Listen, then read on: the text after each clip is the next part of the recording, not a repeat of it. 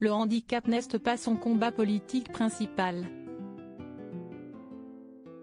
Mais dans sa vie de tous les jours, elle sait de quoi elle parle.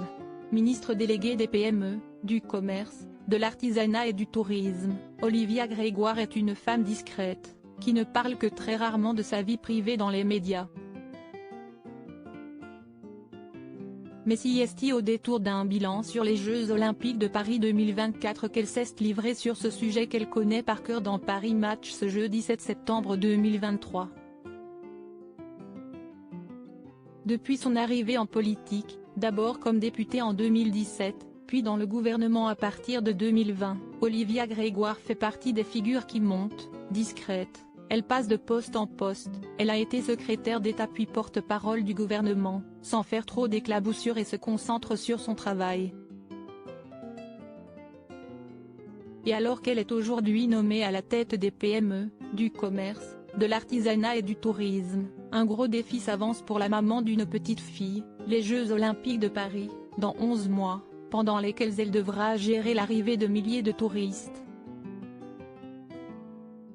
Et outre les hôtels et les commerces, cela inclut un sujet qu'elle connaît par cœur, l'accessibilité de la capitale, et d'autres villes hôtes, aux personnes handicapées.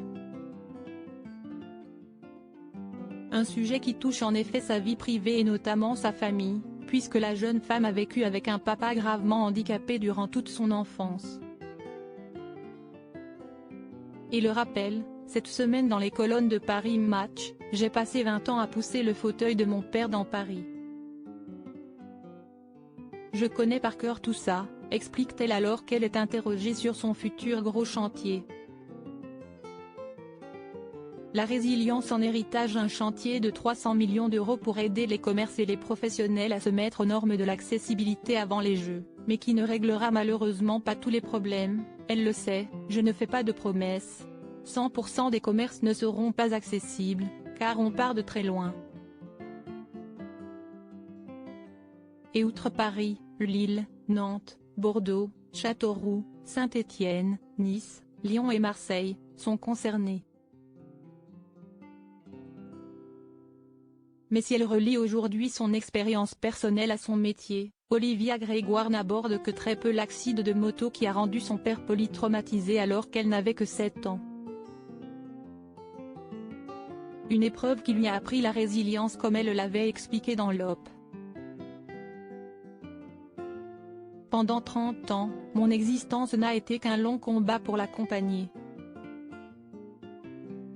Partager cet enfer avec mon papa m'a appris le prix des choses, avait également confié l'ex-compagne de Manuel Valls dans les colonnes de l'Express. Ma détermination, ma combativité, je les lui dois.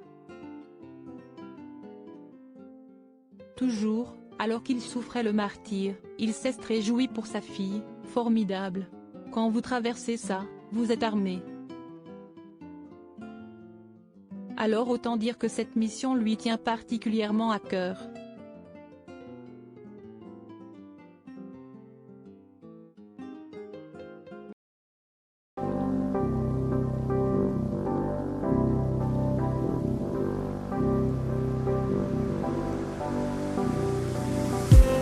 I just need